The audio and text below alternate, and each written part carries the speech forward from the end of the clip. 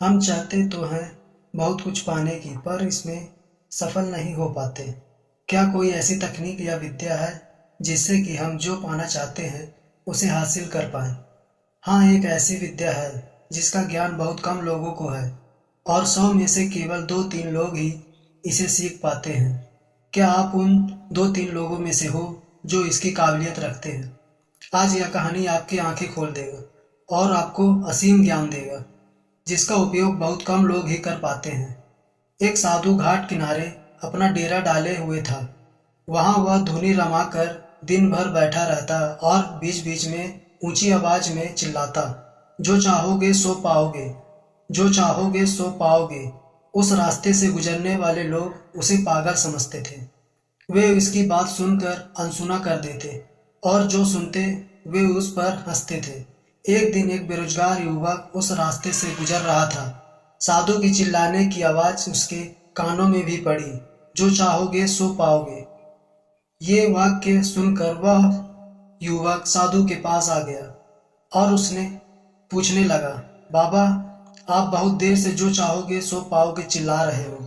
क्या आप सच में मुझे वो दे सकते हो जो मैं पाना चाहता हूँ? साधु बोला, हाँ बेटा, लेकिन पहले तुम मुझे ये बताओ कि तुम पाना क्या चाहते हो। बाबा, मैं चाहता हूँ कि एक दिन मैं हीरो का बहुत बड़ा व्यापारी बनूं। क्या आप मेरी ये इच्छा पूरी कर सकते हैं? युवक बोला, बिल्कुल बेटा, मैं तुम्हें एक हीरा और एक मोती देता हूँ। उससे तुम जितने चाहे हीरे मोती बना लेना। साधु बोला। साधु की बात सुनकर युवक की आंखों में आशा की ज्योति चमक उठी।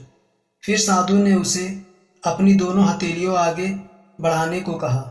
युवक ने अपनी हथेलियां साधु के सामने कर दी। साधु ने पहले उसकी एक हथेली पर अपना हाथ रखा और बोला, बेटा, ये इस दुनिया का सबसे अनमोल हीरा है। इसे समय कहते हैं। इसे जोर से अपनी मुट्ठी में जकड़ लो। इसके द्वारा तुम जितने चाहे उतने हीरे बना सकते हो। इसे कभी अपने हाथ से निकलने मत देना। फिर साधु ने अपना दूसरा हाथ युवक के दूसरी हथेली पर रखकर कहा, बेटा, ये दुनिया का सबसे कीमती मोती है।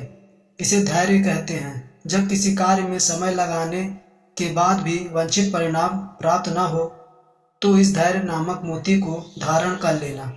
यदि यह मोती तुम्हारे पास है तो तुम दुनिया में जो चाहो वो हासिल कर सकते हो।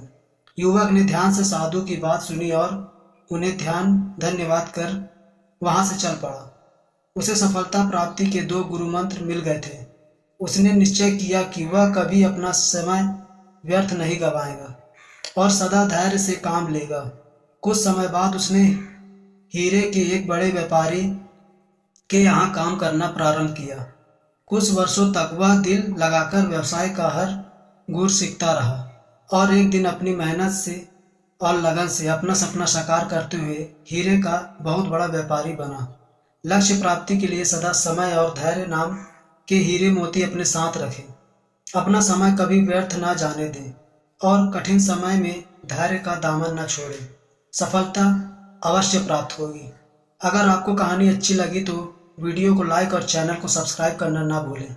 धन्यवाद।